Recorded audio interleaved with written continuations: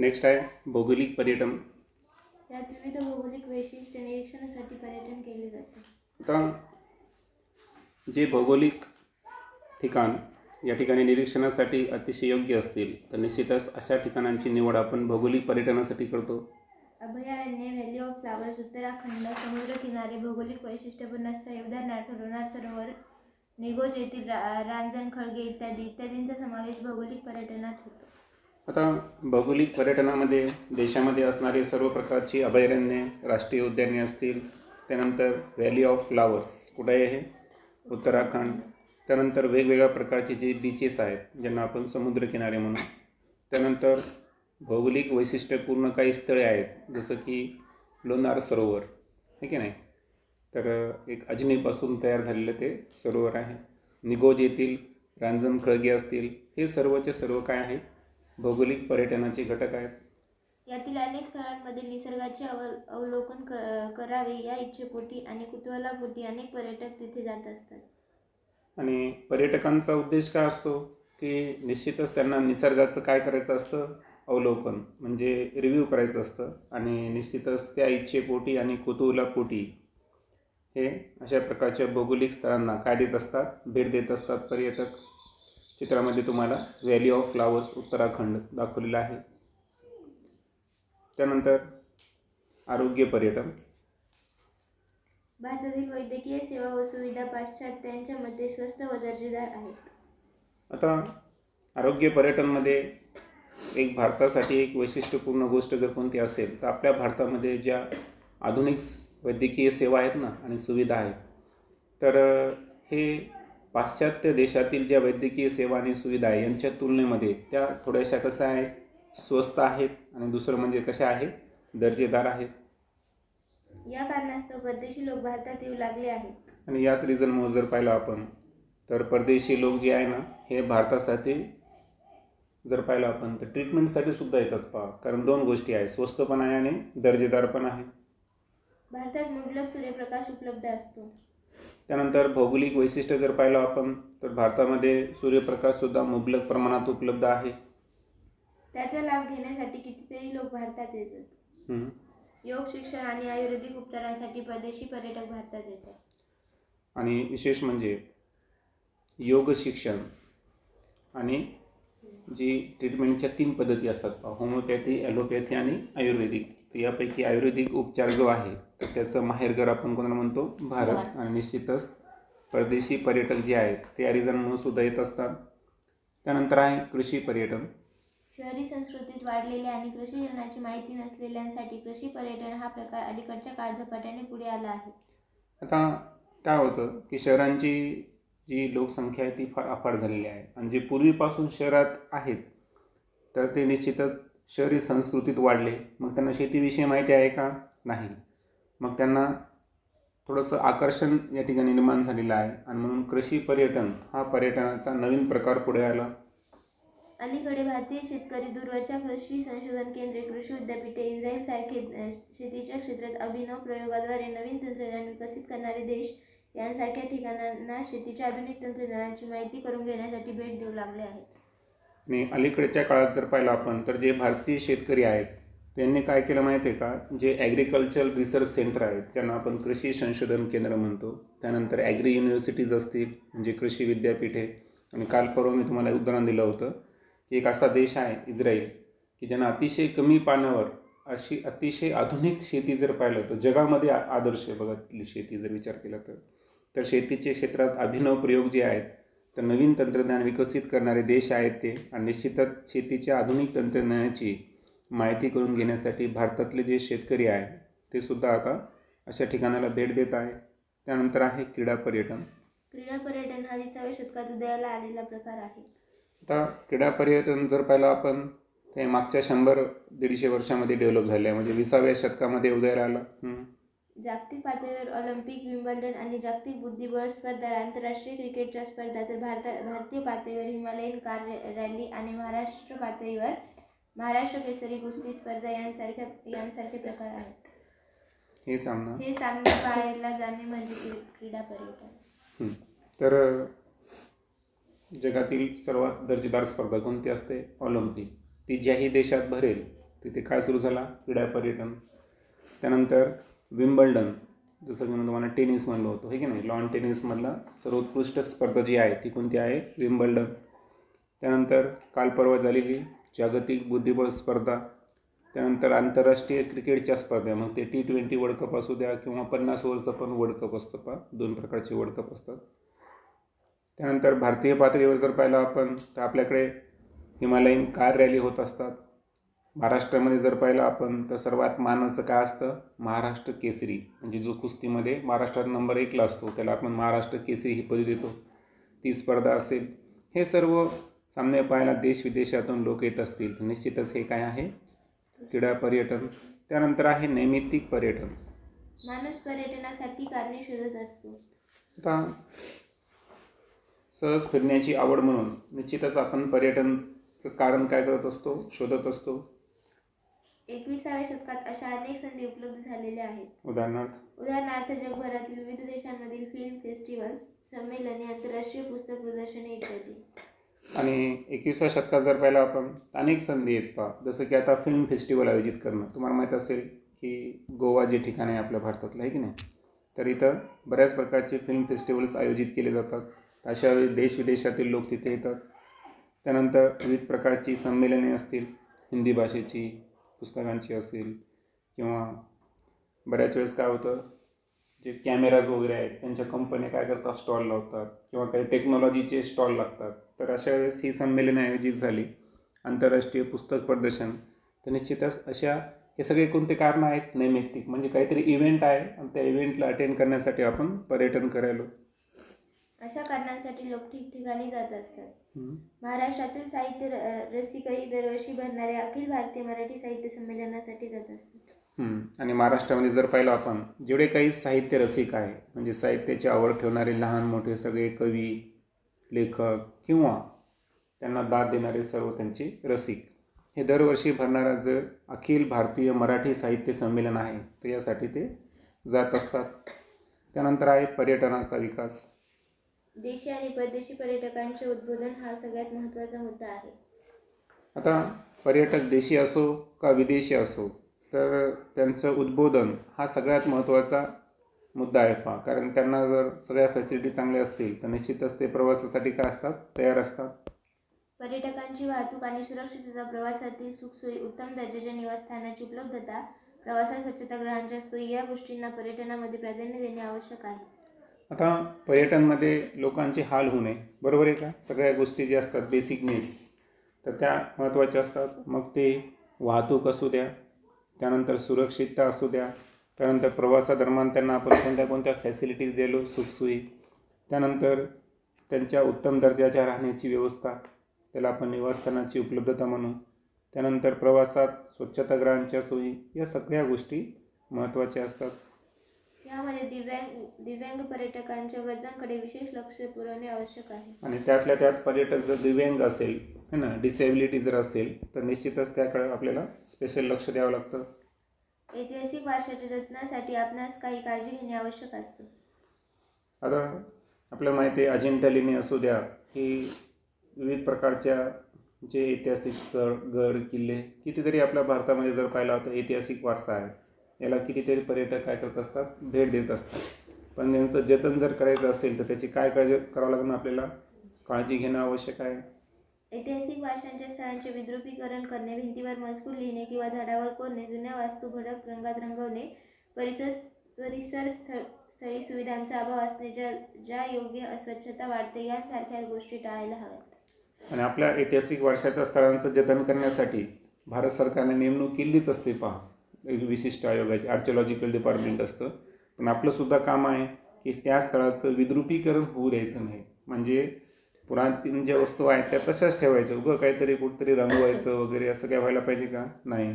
किंवा कुठंतरी भिंतीवर एखादा मॅटर लिहायचा, स्वतःचं नाव वगैरे लिहिणं, किंवा झाडावर कोरणे, किंवा जुन्या वस्तू ज्या आहेत तर त्या जुन्या ठेवायच्या, विनाकारण त्याला रंग देऊन भडक रंगात आणायचं का? नाही. कारण जेव्हा पाश्चात्य लोक येतात ना, तेव्हा त्यांना असं, तेव्हा जे अभ्यास करतील तेव्हा त्यांना तंतोतंत त्या काळात गेल्यासारखं फिलिंग यायला पाहिजे. त्याच्यात जर आर्टिफिशियल असेल तर ते मजा येत नाही.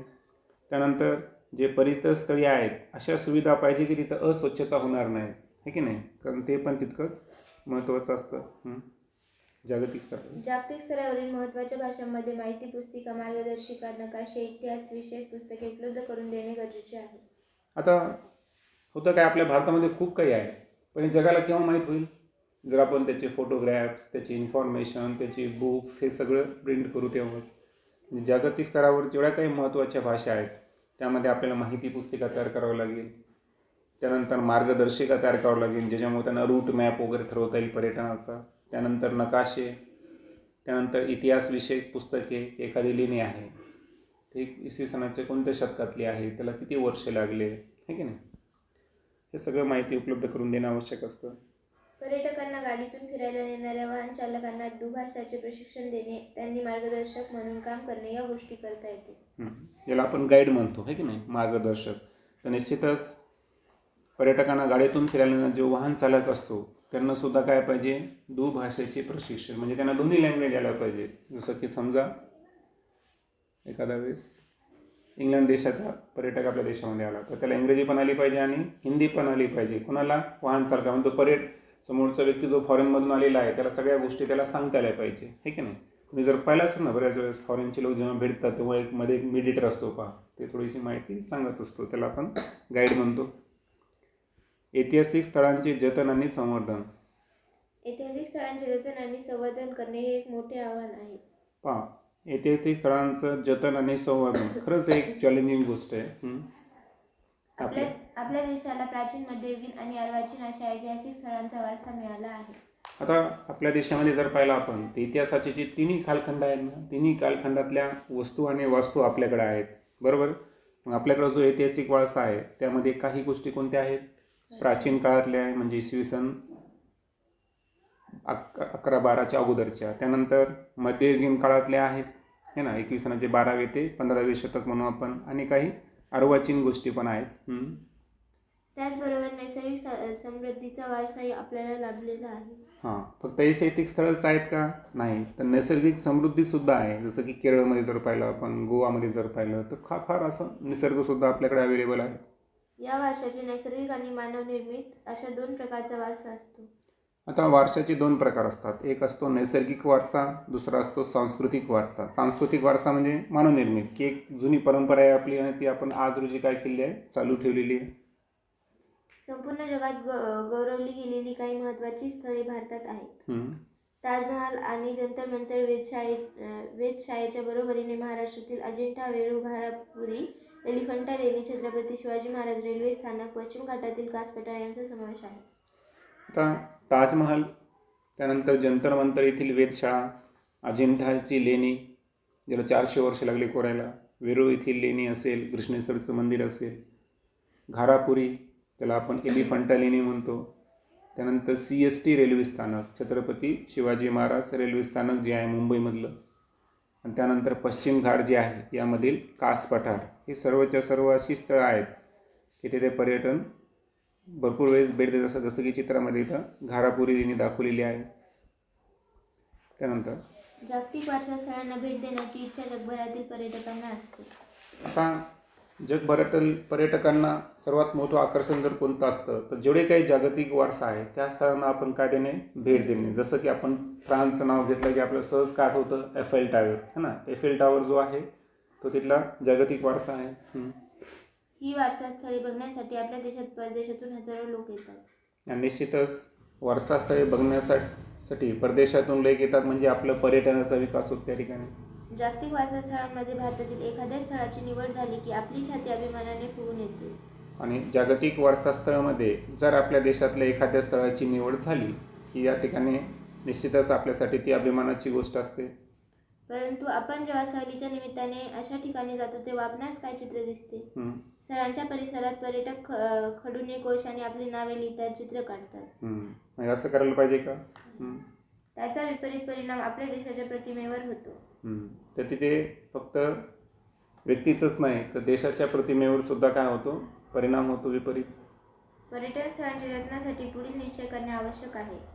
पहिला निश्चय, मी पर्यटन स्थळाची स्वच्छता राखीन, कचरा टाकणार नाही. उलट आपण अशा प्रकारचे कॅम्प आयोजित केले पाहिजे की ज्यामुळे आपण गड किल्ले असतील, पर्यटन स्थळ असतील यांची स्वच्छता आपण स्वतः राखू, है ना. आपण सहलीला जातो पण सहलीचा उद्देश असा असावा की चला आपण या किल्ल्यावर जाऊ आणि स्वच्छता करू, म्हणजे कचरा टाकणार नाही असा आपण निश्चय करणे आवश्यक आहे. कोणत्याही ऐतिहासिक वास्तूचे विद्रुपीकरण करणार नाही. आणि ज्या ऐतिहासिक वस्तू आहे त्याचे विद्रुपीकरण करायचं का नाही. एखाद्या वेळेस समजा एखादी मूर्ती आहे आणि सहजच आपण त्यातलं काहीतरी त्याच्या शरीराचा एखादा भाग कुठंतरी तोडतोय, म्हणजे ते करणं काय झालं, विद्रुपीकरण करणं झालं ना. तसं करायचं नाही. पर्यटन आणि आतिथ्य क्षेत्रातील व्यावसायिक संधी. पर्यटन हा सर्वाधिक रोजगार निर्माण करणारा उद्योग होऊ शकतो. आता पर्यटन जो आहे ना त्याच्यामध्ये रोजगार खूप आहे. रोजगार म्हणजे काय की जसं की आता तुम्ही जर पाहिले पर्यटन स्थळाच्या ठिकाणी काय होते, फळांची विक्रेते असू द्या, त्यानंतर तिथं इन्फॉर्मेशन देणारे गाईड असू द्या, त्याच्यानंतर आणखीन तिथे बुक्सची वगैरे सेलिंग करू शकता, त्याच्यानंतर पर्चेसिंगसाठी सुद्धा आहे ना विविध प्रकारचे रेस्टॉरंट्स हे ते, म्हणजे कितीतरी उद्योग जे आहे आपल्या भारतीयांना रोजगार देऊ शकतो पर्यटन. जर आपण त्याकडे व्यावसायिक पद्धतीने लक्ष दिले तर हा एक कायमस्वरूपी व्यवसाय आहे. म्हणजे पर्यटन हा एक परमनंट बिझनेस आहे. जसं कायम नोकरी असते तशा स्वरूपाचं. यात नाविन्यपूर्ण प्रयोग करण्यास प्रचंड संधी आहेत. हल्ली जर तुम्ही पाहिलं ना तर रील्स काढण्याचं नाद आहे. तुम्ही जर आता पर्यटन स्थळाला गेले ना तर जे कॅमेरेवाले आहेत का त्यांना असं स्टुडिओवर थांबायची गरज आहे का, तशा पॉईंटला गेले तरी बरेच पर्यटक फोटोशूट वगैरे करतात. लक्षात आलं. म्हणजे पर्यटन खूप महत्त्वाचं आहे. पर्यटनामुळे अनेक लोकांसाठी रोजगाराच्या संधी निर्माण होतात.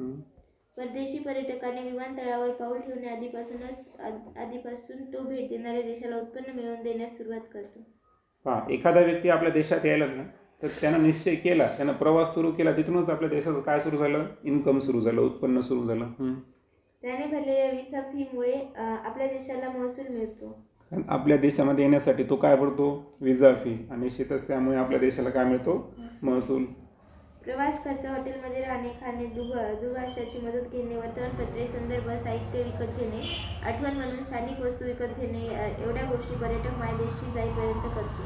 आणि वापस जाईपर्यंत ट्रॅव्हलिंगमध्ये खर्च करणार तो, हॉटेल रेस्टॉरंटमध्ये थांबणार, त्यानंतर जे त्याला गाईड असणार 2 लँग्वेजमध्ये जो मदत करतो त्याला मदत करणार तो.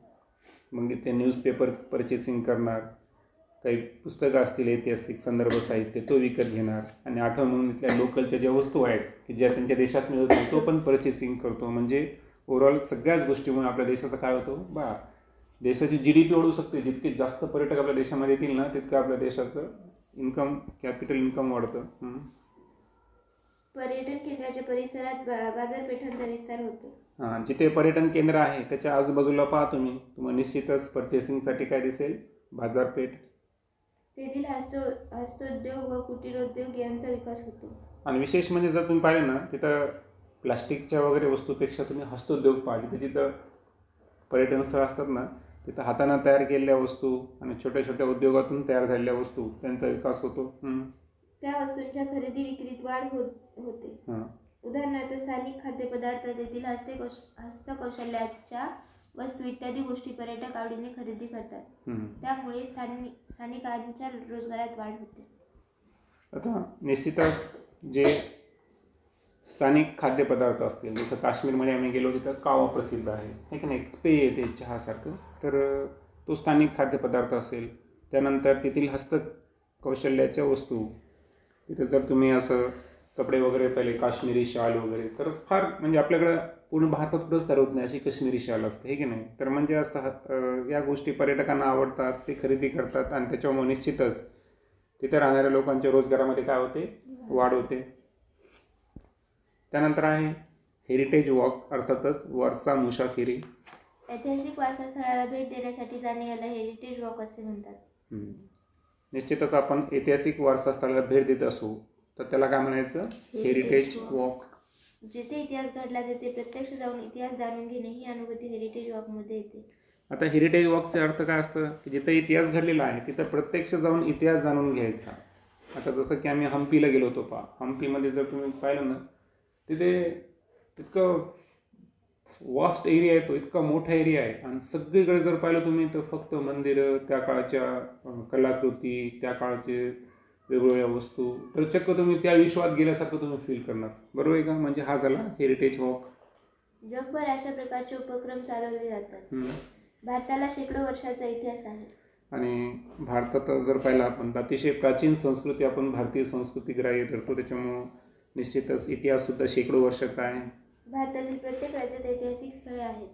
आणि असं भारतात कोणतंच ठिकाण नाही की जिथं ऐतिहासिक स्थळे नाही. तुम्ही जर पाहिलं तर पूर्ण भारतामध्ये महाराष्ट्र असू द्या, गुजरात, मध्य प्रदेश, उत्तर प्रदेश, राजस्थान, गोवा, प्रत्येक ठिकाणी तुम्हाला ऐतिहासिक स्थळे पाहायला मिळतील. यात प्राचीन, मध्ययुगीन आणि आधुनिक स्थळांचा समावेश होतो. ओके. गुजरातमधील अहमदाबाद शहरातील हेरिटेज वॉक प्रसिद्ध आहे. आणि गुजरातमध्ये जर पाहिलं आपण तर जे अहमदाबाद आहे तेथील वारसा स्थळे जी आहेत तिथे हेरिटेज वॉक प्रसिद्ध आहे. महाराष्ट्रात मुंबई, पुणे इत्यादी शहरांमध्ये या उपक्रमांचे आयोजन केले जाते. आपल्या महाराष्ट्रात सुद्धा मुंबई आणि पुणे या शहरामध्ये हेरिटेज वॉकचं आयोजन केलं जातं. यामुळे ऐतिहासिक वास्तू जतन करणे, त्याची माहिती जमवणे आणि ती जगभर विविध माध्यमातून पोहोचणे इत्यादी उपक्रम चालवले जातात. यामध्ये महत्त्वाचं काय असतं हेरिटेज वॉकमध्ये? ऐतिहासिक वास्तूंचं काय करायचं? जतन करणे, माहिती जमवणे आणि ते जगभर विविध माध्यमातून पोहोचवणे. आज जर पाहिलं आपण तर सोशल मीडिया आहे की नाही, हे तर एक खूप सोपं झालेलं आहे माध्यम. ऐतिहासिक व्यक्तींची निवासस्थाने ही सुद्धा ऐतिहासिक वारसा असतात. ऐतिहासिक व्यक्तींची जी निवासस्थाने आहे ही सुद्धा ऐतिहासिक वारसा आहे. जसं की महात्मा गांधीजींचा आश्रम असेल आहे की नाही, हे सुद्धा एक ऐतिहासिक वारसाच आहे. काही ठिकाणी अशा स्थळांवर नीलफलक लावण्याची पद्धत आहे. आणि बऱ्याच वेळेस ऐतिहासिक जी वारसा निवासस्थाने असते तिथं आपण नीलफलक लावत असतो. त्यानंतर महाराष्ट्रातील पर्यटनाचा विकास. महाराष्ट्र हे पर्यटनाच्या दृष्टीने वैभवशाली वारसा लाभलेले राज्य आहे. आता महाराष्ट्रात पर्यटन जर पाहिलं आपण तर फार डेव्हलप आहे. म्हणजे आपण असं म्हणू की एक वैभवशाली काय लाभलेला आपला वारसा लाभलेला आहे. अजिंठा, वेरूळ, घारापुरी, एलिफंटा यांसारखी जागतिक कीर्तीची लेणी, चित्रे व शिल्पे, पंढरपूर, शिर्डी, शेगाव, तुळजापूर, कोल्हापूर, नाशिक, पैठण, त्र्यंबकेश्वर, देहू, आळंदी, जेजुरी अशी अनेक देवस्थाने, हाजी मलंग, नांदेड येथील गुरुद्वारा, मुंबईचे माउंट मेरी चर्च, महाबळेश्वर, पाचगणी, खंडाळा, लोणावळा, माथेरान, चिखलदरा ही थंड हवेची ठिकाणे, कोयना नगर, जायकवाडी, भाटघर, चांदोली ही धरणे, दाजीपूर, सागरेश्वर, ताडोबा ही अभयारण्ये ही महाराष्ट्रातील पर्यटन स्थळे महत्त्वाची आहेत. काही आपल्याकडे धार्मिक ठिकाणं आहेत जे अतिशय जागतिक कीर्तीचे आहेत. त्यानंतर काही आपल्याकडे थंड हवेची ठिकाणे सुद्धा आहेत. धरणंसुद्धा आपल्याकडे जर पाहिलं तर भरपूर आहेत आणि अभयारण्यसुद्धा भरपूर आहे. तर निश्चितच ही पर्यटन स्थळे आपल्या दृष्टीने काय आहे, महत्त्वाची आहेत. इसवी सन 1975 मध्ये महाराष्ट्र पर्यटन विकास महामंडळाची स्थापना करण्यात आली. आता ही जी पर्यटन स्थळे आहे यांचं जतन आणि संवर्धन करण्यासाठी 1975 साली महाराष्ट्र पर्यटन विकास महामंडळाची काय झाली, स्थापना झाली. त्यामुळे पर्यटन विकासाला चालना मिळाली आहे. या महामंडळातर्फे राज्यात 47 ठिकाणी पर्यटक निवासाची सोय केली आहे. आता हे महामंडळामुळे काय झालं की पर्यटन विकास वाढला आणि त्याच्यामुळं काय झालं, आज रोजी जर पाहिलं आपण तर 47 असे ठिकाणं आहेत की जिथं पर्यटकांची निवासाची सुद्धा काय केलेली आहे, सोय केलेली आहे. त्यात सुमारे 4000हून अधिक पर्यटकांची निवासाची सोय होते आणि जवळपास 4000 पर्यटक राहू शकतात अशी सोय आहे. तसेच अनेक खाजगी व्यावसायिकही या व्यवसायात उतरले आहेत. आणि खाजगी व्यवसाय जर पाहिलं तुम्ही तर खूप जास्त प्रमाणात आहे. आज जर पाहिलं तुम्ही तर 3 स्टार 5 स्टार हॉटेलपर्यंत 7 स्टारपर्यंत गेलं हॉटेलांचा दर्जा आहे की नाही. त्यानंतर माहीत आहे का तुम्हाला भारतातील पहिले आगळेवेगळे पुस्तकांचे गाव? महाबळेश्वर येथून जवळच असलेले भिलार हे निसर्गरम्य आणि स्ट्रॉबेरीचा गोडवा असलेले गाव. तर महाबळेश्वर येथून एक जवळ असलेलं एक निसर्गरम्य असं ठिकाण आहे भिलार आणि इथं सर्वात महत्त्वाचं म्हणजे स्ट्रॉबेरीचा गोडवा असलेलं हे गाव आहे. या पुस्तकाच्या गावामध्ये अनेक घरात पर्यटकांसाठीच पुस्तके आहेत. आणि त्याला पुस्तकाचं गाव का म्हणायचं, कारण पुस्तकं हे लायब्ररीमध्ये आहेत का, नाही तर लोकांच्या घरीच आहे आणि पर्यटक तिथे वाचन करू शकतात. वाचन चळवळ वाढावी, मराठी भाषेतील नवे जुने लेखक, संत साहित्य, कथा, कादंबरी, कविता, ललित चरित्रे, आत्मचरित्रे, स्त्री साहित्य, क्रीडा, बाल साहित्य यांच्या फुललेल्या बहारदार विश्वात तुम्ही वाचन आनंद घ्यावा यासाठी महाराष्ट्र शासनाने हा प्रकल्प राबवला आहे. आणि महाराष्ट्र शासनाने हा प्रकल्प जो आहे तर का केला, कारण मराठी भाषेत वाचन आणि आनंद घेण्यासाठी हे सगळ्या प्रकारचे जे साहित्य आहे हे साहित्य त्यांनी त्या गावामध्ये प्रायोगिक तत्त्वावर काय केलं आहे, राबवलेलं आहे. आपण पर्यटनासाठी महाबळेश्वरला गेला तर भिलार गावाला म्हणजे पुस्तकाच्या गावाला अवश्य भेट द्या. तर निश्चितच आता आमच्या शाळेची सहल जाणार आहे महाबळेश्वरला, तर आम्ही निश्चितच भिलार गावाला काय देऊ, भेट देऊ. माहीत आहे का तुम्हाला महाबळेश्वर, पाचगणी ही थंड हवेची ठिकाणे आहेत. आता महाबळेश्वर आणि पाचगणी ही दोन्ही काय आहे? हिल स्टेशन म्हणतो आपण त्यांना, थंड हवेची ठिकाणे. या ठिकाणाला हजारो पर्यटक भेट देत असतात. निश्चितच इथं पर्यटकांची संख्या हजारोमध्ये आहे भेट देण्यासाठी. तेथे मार्गदर्शक पर्यटकांना काही महत्त्वाच्या ठिकाणांची माहिती सांगतात, ती ठिकाणे दाखवतात. आता महाबळेश्वरला तुम्ही गेला नसताल का गेलात तर तिथं जर पाहिलं तर वेगवेगळे पॉईंट आहेत पहा, त्याच्यामुळे तिथं असं थोडं गाईड लागतोच पहा, कोणत्या टाईमला कुठं जायचं आणि सनसेटचा पॉईंट कोणता आहे, सनराईज पॉईंट कोणता आहे. म्हणजे हे लोकेशन्स जे असतात ना, हे लोकेशनसाठी मार्गदर्शक लागतो. काही विशिष्ट ठिकाणी फोटोग्राफर फोटो काढून देतात. आणि काही असे ठिकाणं आहेत की जिथं तुम्ही फोटोशूट पण करू शकता. रिसेंटली जर पाहिलं आपण रील्स, ते पण फेमस झाले. घोडेवाले घोड्यावरून फेरफटका मारून आणताच घोडागाडीत फिरवतात. तिथे तुम्ही हॉर्स रायडिंग पण करू शकता किंवा जी हॉर्स कार्ट, त्याला घोडागाडी म्हणू आपण, ती सुद्धा आहे. ही सर्व कामे तेथील स्थानिक लोक करतात. म्हणजे स्थानिक लोकांना काय मिळालं बरं? थंड हवेच्या ठिकाणामुळे रोजगार मिळाला आहे की नाही. त्या कामातून त्यांना चांगला रोजगार मिळतो, म्हणजेच पर्यटन त्यांच्या उपजीविकेचे साधन ठरते. आता मी काश्मीरमध्ये गेलो होतो ना, तिथं जर पाहिलं ना तुम्ही, तिथं फार इंडस्ट्रीज वगैरे नाहीत पहा, लक्षात घ्या. तो एक असा राज्य जिथं MIDC वगैरे काहीच नाही. त्या लोकांना मग रोजगारांच्या जास्त संधी कशातून आहे? पर्यटनातून. तिथलं त्यांचे प्रायव्हेट वाहन करणे, त्यांचे मार्ग वेळोवेळी त्यांची मदत करणे, म्हणजे लक्षात आलं का? हे म्हणजे पर्यटन जपायला पाहिजे, माहिती आहे का? ते रोजगार देऊ शकतो. त्यानंतर समजून घ्या फायनली, दर्जेदार शिक्षण संस्थांना भेट देणे, एखाद्या स्थळाची स्थानिक संस्कृती, इतिहास, परंपरा आणि ऐतिहासिक स्मारकांना भेटी देणे, तेथील लोकांनी मिळवलेले विविध क्षेत्रातील यश अभ्यासणे, तसेच तेथील नृत्य, संगीत, महोत्सव यामध्ये भाग घेणे इत्यादी उद्देशांनी केलेले पर्यटन म्हणजे सांस्कृतिक पर्यटन. आता सांस्कृतिक पर्यटन म्हणजे काय? तर दर्जेदार शिक्षण संस्थांना भेट देणे. जसं की असं आपल्याला वाटलं आपण ऑक्सफोर्डला जाऊन त्या युनिव्हर्सिटीला भेट द्यावं, तर हिचं काय झाली? दर्जेदार भेट. एम्स कॉलेज आहे आपल्या दिल्लीचं, ही सुद्धा काय होईल? आपली दर्जेदार शैक्षणिक भेट होईल. त्यानंतर एखाद्या स्थळाची स्थानिक संस्कृती, इतिहास, परंपरा आणि ऐतिहासिक स्मारकांना भेट देणे, हे सुद्धा सांस्कृतिकमध्ये येईल. जसं की आपण ताजमहल बघण्यासाठी गेलो तर तेथील स्थानिक संस्कृती, तेथील वेशभूषा आहे ना, तिथले म्हणजे जुन्या गोष्टी त्यांनी काही, त्याच्या आजूबाजूला जर तुम्ही पाहिलं तर काही ऐतिहासिक स्मारकसुद्धा आहेत, तर त्यांना भेट देणे. त्यानंतर तेथील लोकांनी मिळवलेले विविध क्षेत्रातील यश अभ्यासणे, म्हणजे तिथे सक्सेस कसं घेतलं लोकांनी. त्यानंतर नृत्य असेल, संगीत, महोत्सव यामध्ये भाग घेणे, या सर्व उद्देशानं केलेलं पर्यटन हे कशामध्ये येतं? सांस्कृतिक पर्यटनमध्ये येतं. नेक्स्ट लेक्चरमध्ये आपण ऐतिहासिक ठेव्यांचे जतन याबद्दल डिस्कस करू.